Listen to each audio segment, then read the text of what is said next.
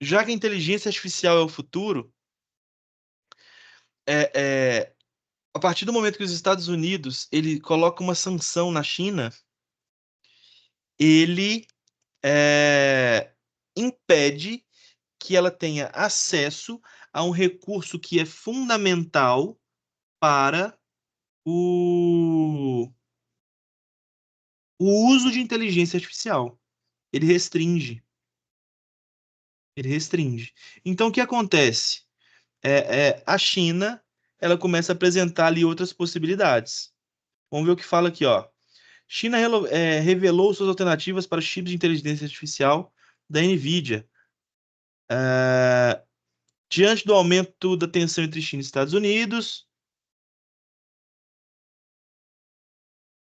cadê? No setor de semicondutores, as empresas chinesas começaram a buscar soluções que substituam as GPUs de inteligência artificial da NVIDIA, que era seu principal componente para ecossistemas de data center em nuvem. O governo dos Estados Unidos impôs no mês passado uma nova série de restrições é, aos esforços de inteligência artificial da China, que bloqueou a NVIDIA de exportar mais seus recentes chips Hopper e Ampere.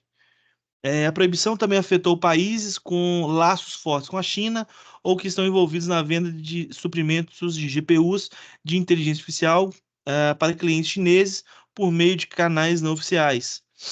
Com a saída da NVIDIA da equação, quais são as reais alternativas de inteligência artificial que o mercado chinês tem para atender seu mercado doméstico? A resposta foi dada em um seminário recente na China, onde várias empresas de inteligência artificial e tecnologia anunciaram seus desenvolvimentos para o mercado doméstico e as soluções disponíveis que atenderão ao segmento de inteligência artificial chinês. As empresas se dividem em três categorias que incluem empresas de tecnologia de primeiro nível, Huawei, Alibaba, Baidu, Tencent, entre outras. Segundo nível, que é vou me arriscar a fazer esse nome, não. Empresas empreendedoras. De terceiro nível, tem essas outras empresas aqui. Todas as empresas estão oferecendo ou têm planos para produzir chips de inteligência artificial que servirão como alternativas à NVIDIA no mercado doméstico chinês. A Huawei é uma das maiores aí. Então, ela, inclusive, entra aí contra os Estados Unidos em várias sanções. Então, é negócio complicado. Então, inteligência artificial, pessoal, é o futuro. É o futuro, tá? Não somente, aliás, é o futuro, no caso aqui, profissional, para quem está na área de engenharia da computação. É uma grande oportunidade. Para quem não tá, tem que entender como é que essa brincadeira funciona. E além dela, pessoal, o que a gente chama de machine learning, que é o aprendizado de máquina. Então, o pessoal que trabalha na área da computação tem uma oportunidade gigantesca de atuar nesse mercado, tá?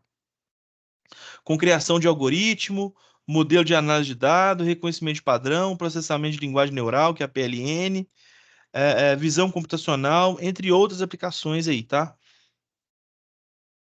Isso aqui também tá na moda, algo que é fundamental, um negócio chamado de segurança da informação. Então, quem está atuando nesse meio também tem tido um bom resultado, tá?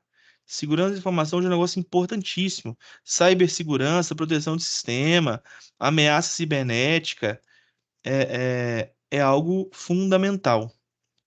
Engenharia de software é,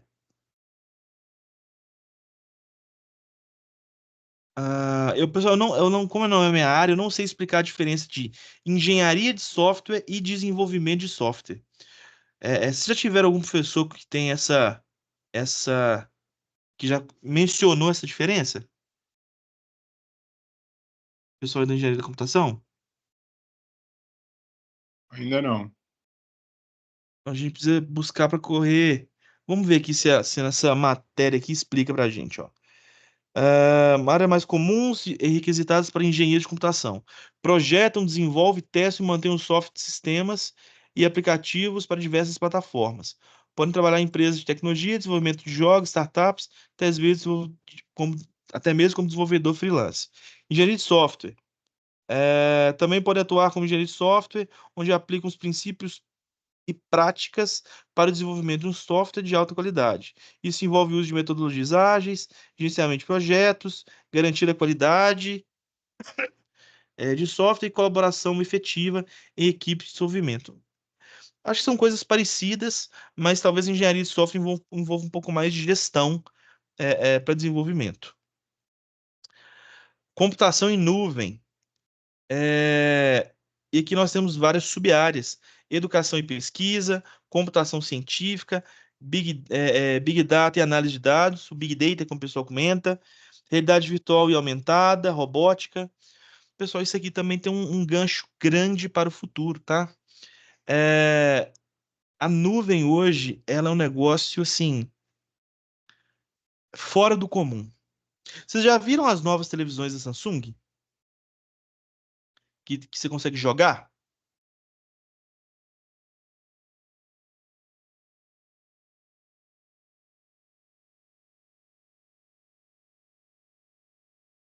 TV, Samsung, Game Hub.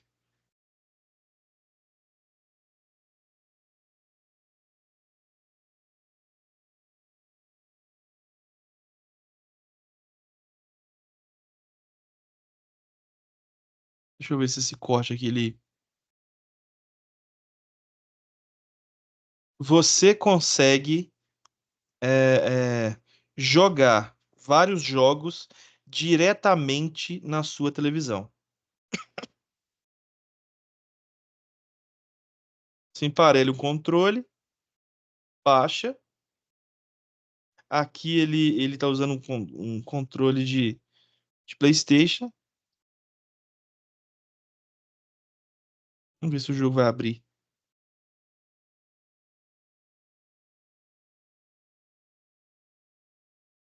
Acho que vai acabar o corte aqui.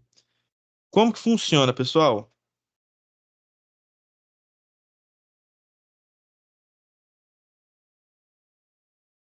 Não tem nenhum. Não mostra o jogo, não.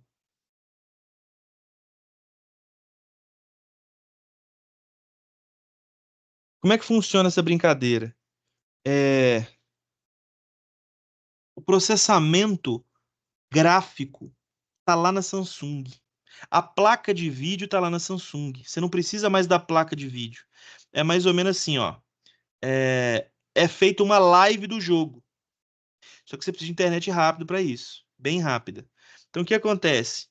É, o processamento gráfico do jogo tá lá. Você consegue, é, você consegue por meio da internet muito rápida, assistir o jogo que está sendo filmado, digamos assim, pela sua TV e consegue interagir pelo controle, porque é como se vocês entenderam como é que funciona? Eu tenho dificuldade de explicar. É como se o videogame tivesse lá na Samsung, por meio da internet você consegue usar o hardware de lá, é, é, e o processamento não está aqui, junto à televisão. A televisão está só assistindo o processamento gráfico que está lá e você consegue controlar por meio de controle via Bluetooth. Entenderam a ideia? Sim, entendi. Então, pessoal, tudo é via nuvem, até jogo. Pessoal, não sei vocês, mas a minha vida está no Google Drive. Se, a- Se o Google parar de funcionar, eu tô perdido. Tudo que eu tenho tá no Google Drive. Se o meu notebook estragar, não tem problema, porque tá tudo no Google Drive.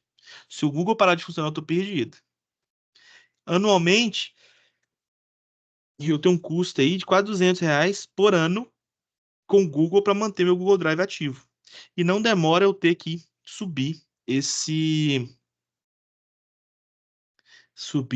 essa capacidade de armazenamento. Eu tenho 200 GB, eu já tô com 150 GB lá. Então, nuvem é o futuro. E para tudo, né? Inteligência artificial, a parte de robótica. Hoje em dia, pessoal, é muito comum a gente não ter mais software instalado no computador igual antigamente. Tem muita coisa que já funciona direto do navegador. sistema que você não tem que instalar mais nada. Você abre uma página, faz um login e senha e é isso. Então, é o futuro.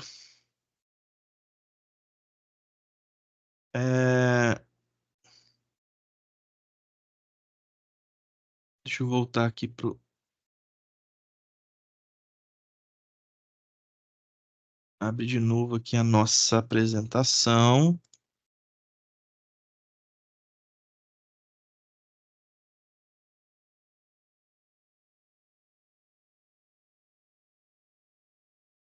E aí, como está um pouco direcionado, a gente tem várias, como eu já mencionei, indicações aqui relacionadas à engenharia de produção.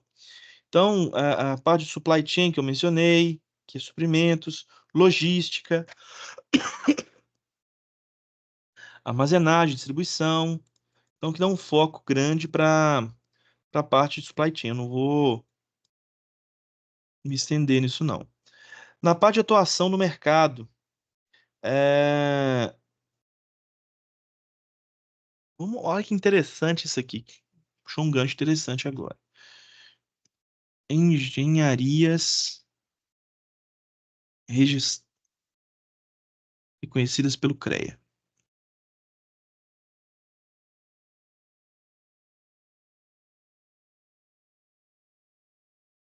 Vamos ver se aqui me fala.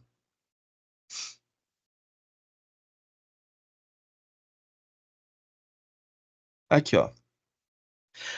CREA São Paulo fiscaliza, controla, orienta e aprimora exercício de atividades profissionais de engenharia civil, ambiental, sanitarista, infraestrutura aeronáutica, hídrica, nunca tinha visto um curso de engenharia hídrica, elétrica, computação, telecom, controle e automação, eletrônica e eletrotécnica, mecânica, industrial. Eu nunca vi um curso de engenharia industrial também.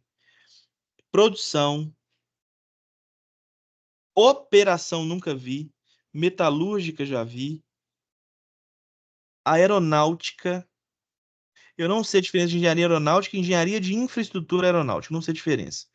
Uma talvez está focada mais na parte de construção de aeroporto e a outra na parte das aeronaves mesmo.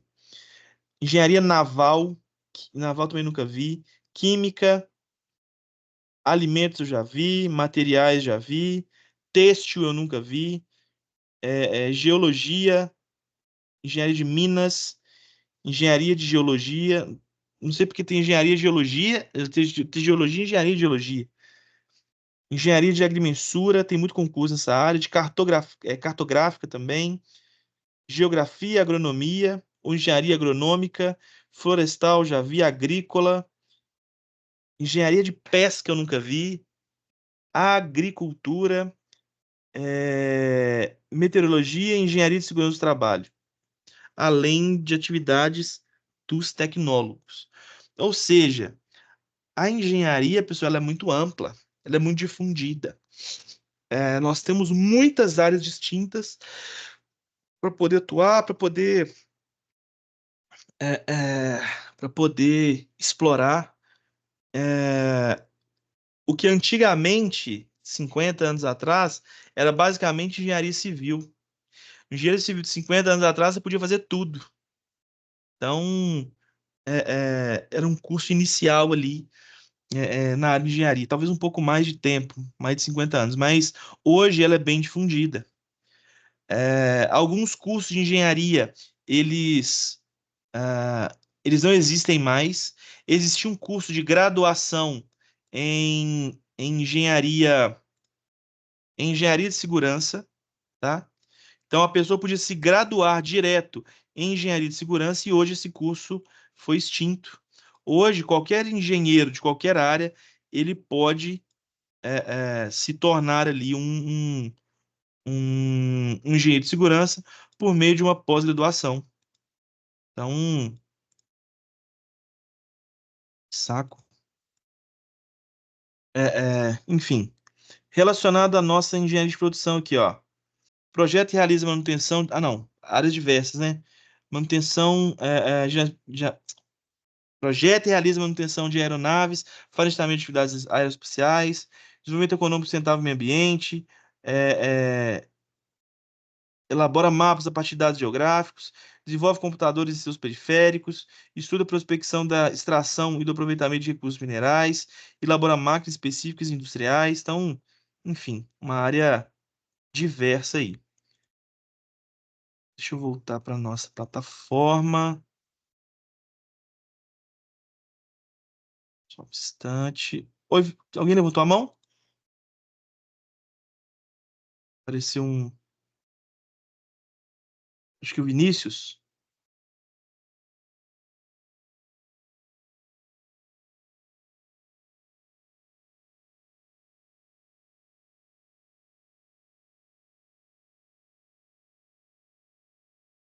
Tranquilo, Vinícius, tranquilo. Cara, que plataforma doida, cara. Não tá deixando eu logar, não.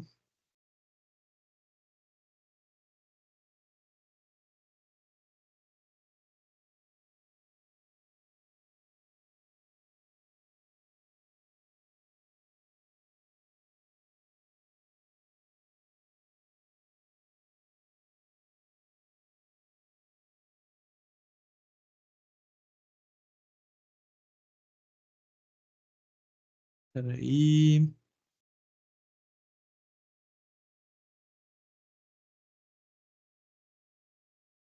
Aí, consegui.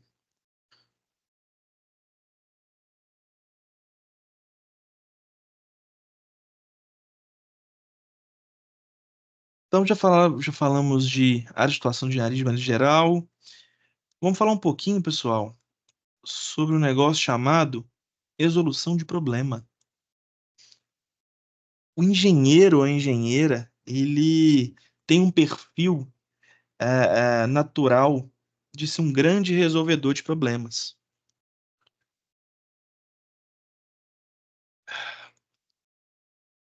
Ele tem uma característica. A gente brinca na engenharia que se não tivessem problemas, a gente não precisava de engenheiro.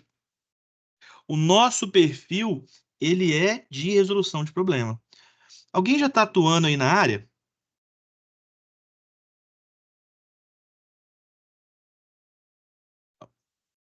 Alguém já atua, trabalha em algum escritório, uma empresa? Alguém? Eu ainda não, tô no curso. Atuando, não, nós estamos só nos problemas por enquanto. Não, mas assim, alguém já está na área da indústria, empresa já, fazendo estágio, já fez, já está efetivo em empresa? Como é que tá isso? Você quer dizer em qual área, assim? Se a gente já está na área da engenharia, não. Porque eu trabalho Tá, em indústria. perfeito. Então, apesar de você não ser engenheira, você já deve viver esse tipo de rotina. Com Problema todo certeza. dia, não é isso? Eu trabalho na área de qualidade, então é muito Nossa problema. Senhora. Não é muito, é só problema. Sim. O Então, foco nosso é o problema mesmo. o seu foco é resolver problema. Então, essa vai ser a mesma rotina que você vai ter quando você estiver formada. Resolver problema, pessoal, essa é a nossa essência. Se não tivesse problema, não precisava da gente.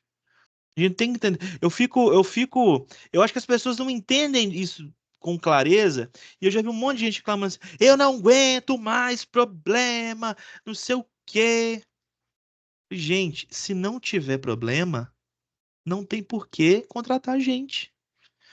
Nós somos o pessoal que resolve esses BO, resolve esses problemas. Então a gente tem que ter clareza que o problema, ele é a causa raiz da nossa contratação. Se tudo fosse lindo, não precisava de você. Eu sei que é cansativo, é trabalhoso, é puxado, mas faz sentido? Faz sentido. E às vezes a gente, o que falta, às vezes, eu trabalho na segurança privada. E aí nós temos os problemas e às vezes a gente cria os procedimentos, as pessoas não seguem os procedimentos, a gente cria novos problemas. Ô, Marcos, isso é importantíssimo, cara. Você usou uma palavra interessante, procedimento. Procedimento, a Maria, acho que foi a Maria que comentou, é, é, ela está diretamente relacionada a um negócio chamado padrão. O que que é um procedimento, ou, em alguns casos, um procedimento padrão? É uma forma de executar alguma tarefa que foi planejada, pensada,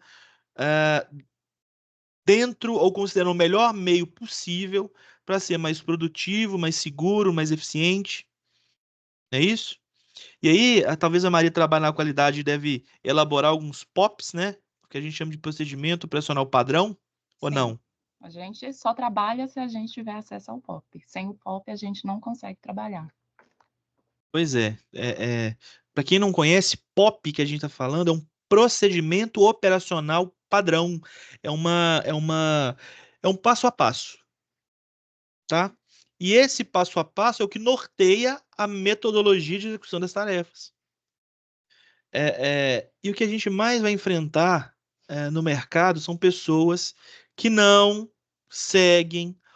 Olha que interessante. Eu tive a brilhante ideia de não seguir o procedimento operacional padrão. Parece que é piada, pessoal, mas não é. Não é. O pessoal aí da computação, de maneira um pouco diferente, eles trabalham da mesma maneira. Quando você está desenvolvendo alguma coisa, você precisa garantir a segurança daquele sistema, garantir as etapas de funcionamento daquele sistema. Você tem que desenhar o procedimento ou o passo a passo que o sistema vai seguir, linha por linha ali dentro do código-fonte do sistema, para ter certeza que ele vai cumprir o seu objetivo. Então, esse é o nosso propósito, tá? E aqui, ó, passos para resolver problemas em engenharia. Isso aqui não é produção, isso aqui é geral, tá? O primeiro passo, pessoal. Aliás, vou deixar vocês falarem. Nós temos 6 passos. O que vocês entendem desse primeiro passo aqui, ó? Quem pode me ajudar? Identificar o problema? Isso. O que seria identificar o problema?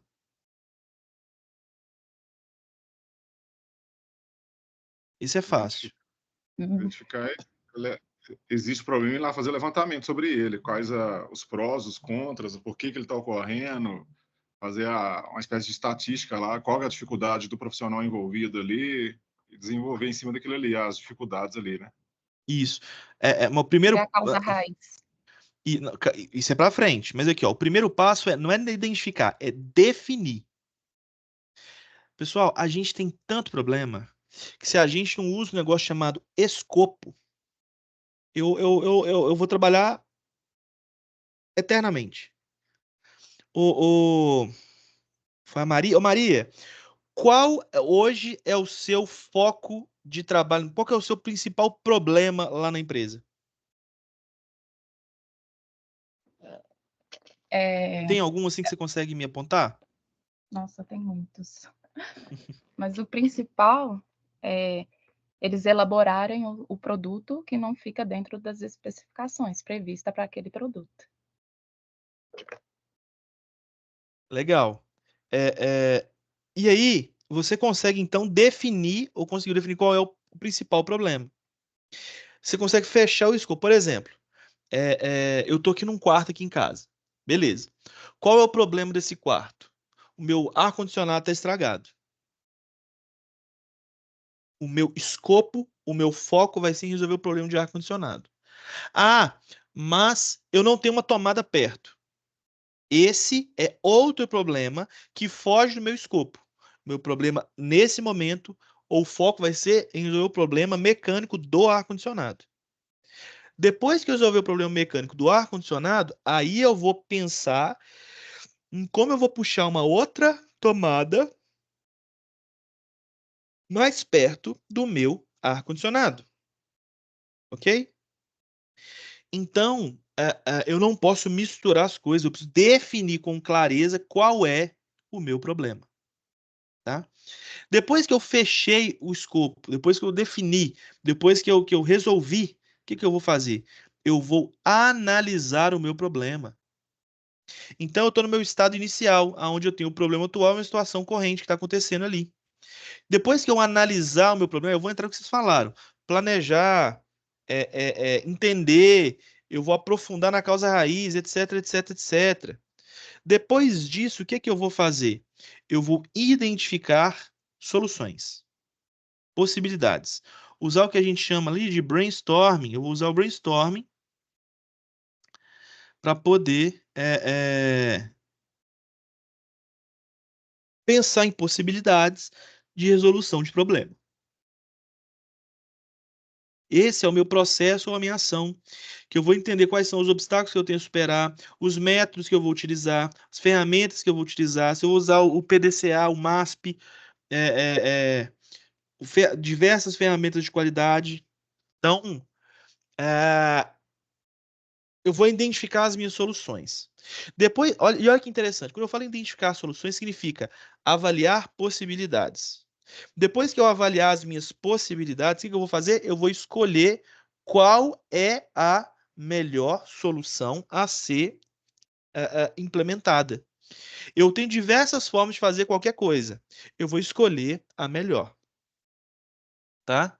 O pessoal da computação usa muito matemática para escrever seus códigos.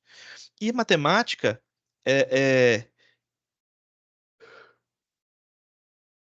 como é que eu vou dizer? Não tem certo, aliás, não tem um único jeito de fazer as coisas. Eu tenho várias formas de fazer. E o que que o pessoal aí da computação vai fazer? Tentar desenhar ou escrever o código da maneira mais simples e objetiva possível, tá? Então, eu defini qual é a minha solução. Depois que eu defini qual é a minha solução, ou que eu defini o que é que eu vou fazer, eu vou elaborar o meu plano de ação. Meu plano de ação. E aí, no meu plano de ação, eu vou desenhar, eu vou usar uma técnica chamada 5W2H. Dentro do 5W2H. Dentro do 5W2H, eu vou falar o seguinte. Vou responder o que que eu vou fazer, que é what, que é o primeiro W. O porquê eu vou fazer, que é o why. O quem vai fazer, que é o who. O quando eu vou fazer, que é o when. O onde eu vou fazer, que é o where. O como eu vou fazer, que é o how. E o quanto vai custar, que é o how much. Eu elaboro o meu plano de ações com base nessa estrutura, para não gerar dúvida. E aí, pessoal, eu tenho ali, então, o meu plano de ação propriamente dito. Depois que eu tiver meu plano de ação desenhado, alinhado, eu vou dentro do estado final ali, eu vou partir para a implementação, que é a solução, alvo, condição ou fato desejado. E eu vou implementar. Então, o que que eu vou fazer? Eu vou pegar aquilo ali e vou trabalhar em cima. Eu vou fazer, eu vou executar. Beleza? Então, essa é a minha implementação. Ok? Então, é, é, a minha implementação, ela, ela, enfim, é o final. É pegar o que depois que eu defini o problema, analisei o problema, identifiquei as soluções, escolhi qual a melhor solução, planejei como implementar essa solução, eu vou pegar aquilo, tirar do papel para poder, de fato, sanar meu problema. Então, são passos aí que a gente vai utilizar para poder, de fato, resolver o meu problema. E dentro do conteúdo do livro, pessoal, recomendo fortemente que a gente passe nesses pontos aí, enfim, responder as questões que estão lá. Nós temos justamente essas explicações, etapas para resolver, para resolução de problemas. Então, a gente tem lá a definição do problema, o que que é, a análise do problema, identificação de soluções, escolha de solução, plano de ação, implementação. Os 6 pontos que a gente tocou, eles são explorados aqui. Explica a importância do trabalho em equipe, que é fundamental. Hoje em dia, ninguém trabalha sozinho, ninguém consegue fazer tudo sozinho. E toca aqui em esferas importantes, ó. diversidade de habilidades. Pessoal, você tem uma capacidade de liderança. Só que você consegue, pessoal da computação aí, sei lá, ter tem muita experiência em escrever código? Talvez não. Talvez o cara que tenha habilidade de escrever código não tenha habilidade de liderança. Então eu preciso, dentro de uma equipe, ter diversidade de habilidades. Cada um sabe fazer uma coisa diferente do outro. Ter uma comunicação clara e efetiva, ter ali a divisão de tarefas, colaboração e brainstorming entre as equipes, resolução de conflitos, revisão e feedback, um aprendizado contínuo, tá? Pontos extremamente importantes aí. O livro também aborda métodos e ferramentas utilizadas na resolução de problemas da engenharia.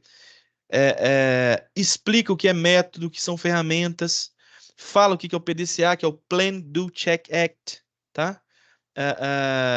Que é justamente aquela abordagem de. Deixa eu ver se ele detalha aqui, ó. Ele vai detalhar que eu vou planejar o que eu vou fazer efetivamente, eu vou verificar aquilo que foi planejado, se aquilo está tendo eficácia, eficiência, efetividade, está dando resultado. Se não tiver, eu vou agir em cima para poder corrigir, girando esse ciclo novamente, tá? Então é um ciclo contínuo. Ele menciona eh, o MASP, que é o método de análise e solução de problemas também, que é de maneira similar ao PDCA, vai nos ajudar a resolver esses problemas. E quais são as principais tarefas, as principais ações dentro do MASP? A identificação do problema, como a gente já comentou, observação, a análise das causas, e dentro de análise de causa eu vou usar ferramentas como diagrama de Chicago para entender o meu problema. Eu vou estabelecer o meu plano de ação, eu vou executar a ação, eu vou fazer uma verificação e uma padronização no final. Por fim, eu vou implementar alguma medida preventiva para evitar que aquilo não ocorra novamente. Então, o MASP, ele está associado ao PDCA, porém com mais passos e mais etapas, tá?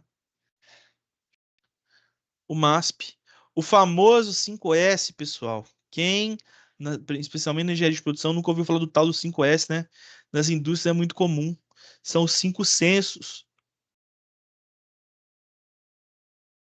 O senso de utilização, de organização, limpeza, padronização e autodisciplina.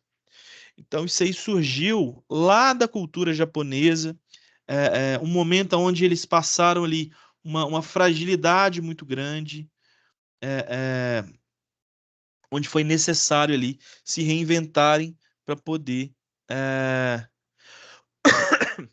para poder conseguir superar aquele momento pós-guerra ali, enfim, cultura japonesa é, é, ali com toda a clareza de como ela funciona, com base ali na disciplina especialmente. O 5W2H que eu mencionei para vocês já, método de engenharia para solução de problemas ou ciclo de solução de problemas. Então, novamente, uma sugestão de como abordar um problema. Primeiro, na formulação, onde a gente identifica o problema, análise, pesquisa, tomada de decisão e especificação. Também alinhada ali com a metodologia do PDCA, mesma linha de raciocínio, tá? Ferramentas de gestão da qualidade aplicadas à resolução de problema. Então, a gente tem o diagrama de Pareto, o diagrama de dispersão. O Pareto, pessoal, para quem não. Deixa eu ver se aqui tem um Pareto. Acho que não. Tem não. O Pareto. Eita.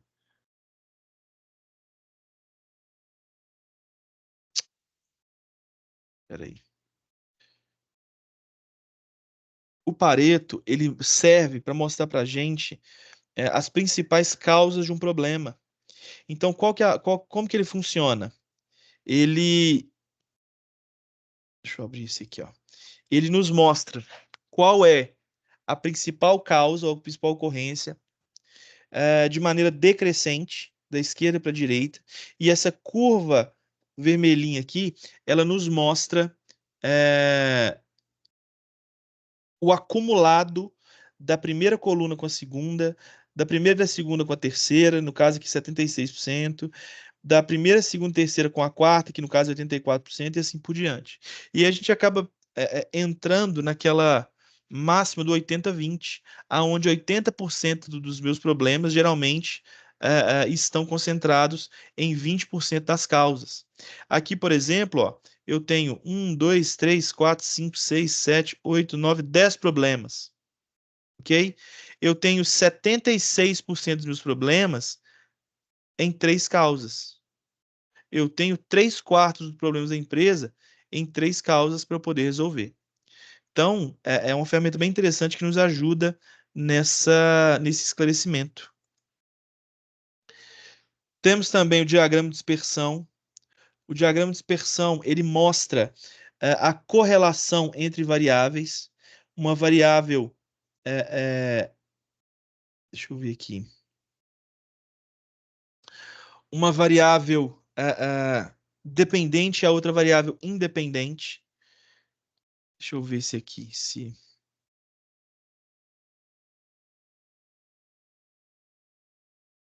diagrama de dispersão, correlação, ó.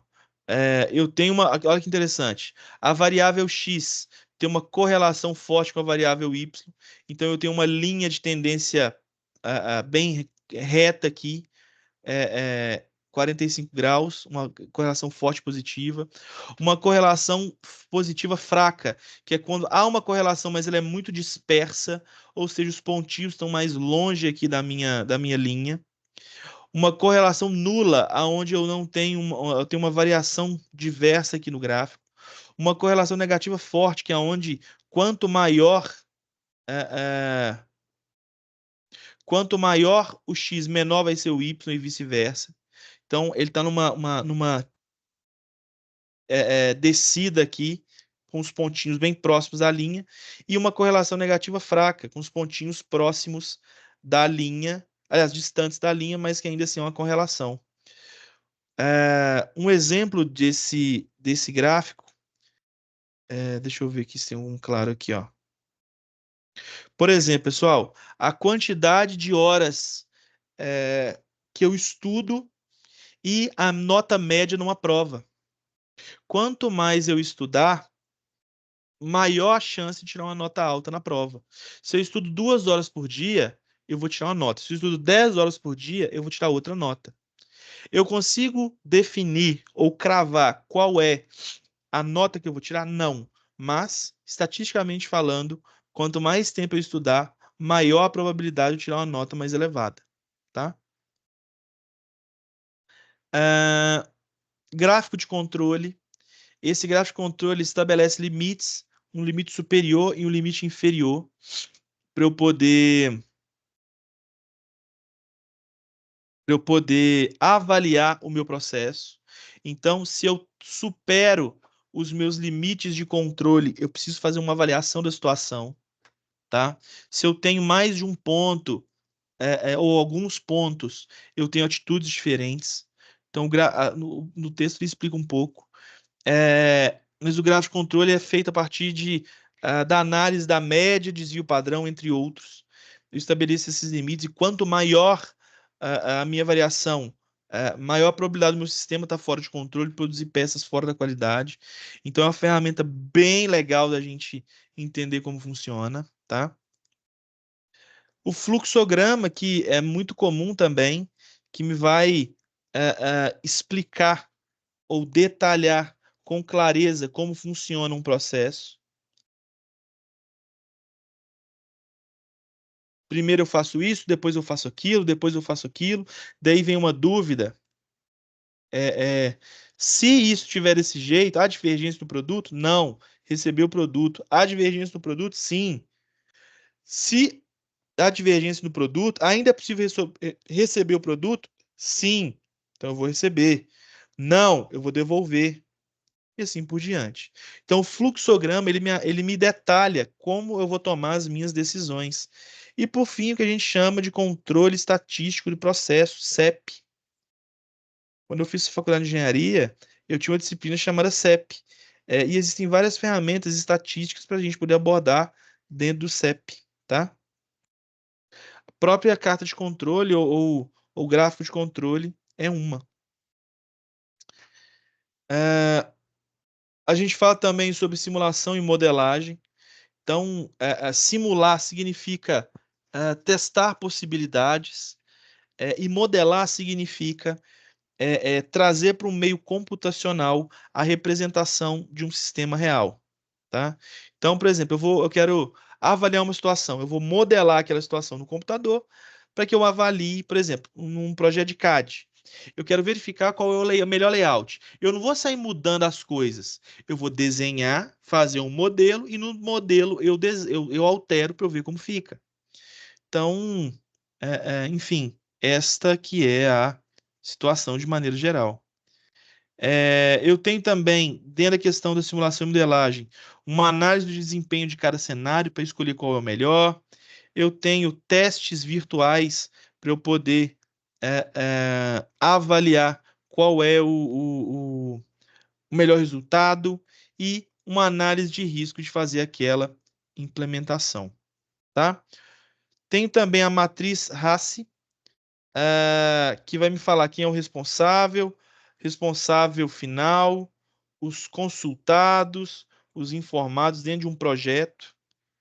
Então, o que mais que eu tenho aqui? Análise SWOT, que eu vou mostrar as forças, fraquezas, ameaças e oportunidades. Essa é bem comum, tá? Dentro da engenharia. Então, a gente faz uma avaliação do que a gente tem de bom, dentro do que tem de bom, o que a gente tem de oportunidade, o que eu tenho de ruim e o que eu tenho de ameaça. É feita essa análise. E soluções de problemas de engenharia na prática. Então, eu tenho um texto ali me dando alguns exemplos de como a gente pode resolver esses problemas. Pessoal, então eu recomendo assim, fortemente que a gente invista nisso, que a gente faça uma leitura, entenda o que é um problema, como resolver esse problema, entender que a gente tem métodos e técnicas para resolver o problema. Não dá, as empresas não comportam tentativa e erro. Eu preciso planejar, eu preciso colocar engenharia para resolver o problema de fato. Não dá para ficar testando e errando, testando e errando, testando e errando, etc. Por outro lado, há situações onde de fato eu vou precisar fazer pelo método empírico, que é tentativa e erro, mas isso geralmente é mais custoso, tá? Dependendo do processo. Então tenham cuidado quando vocês forem enfrentar uma situação como essa para resolver problema. E o principal ponto de atenção é um negócio chamado planejamento. Então planejem, fiquem atentos. Eu acho que eu não tenho dúvida que é o melhor resultado. Pessoal, eu estendi um pouquinho aqui. Dúvidas, perguntas, comentários? Alguém quer tirar alguma dúvida? Tranquilo? Beleza? Tranquilo? Tranquilo. Bom, então, vou desejar muito bom dia para vocês, boas aulas a seguir. Não sei se a gente topa mais em alguma hoje, mas o dia hoje vai ser longo. Então, um dia muito Com certeza. produtivo para vocês e qualquer coisa estou à disposição, tá bem? Valeu, Thiago. Obrigado. Fechou, pessoal. Bom dia e Bom bons dia para você, professor. estudos. Valeu.